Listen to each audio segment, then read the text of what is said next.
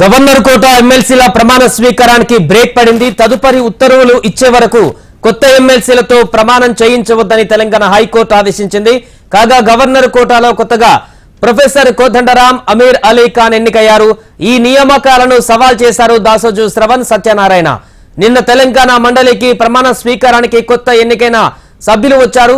Speaker అనారోగ్యంతో ఉన్నారని, అందుకే రాలేకపోయారని ప్రొఫెసర్ కోదండరాం తెలిపారు.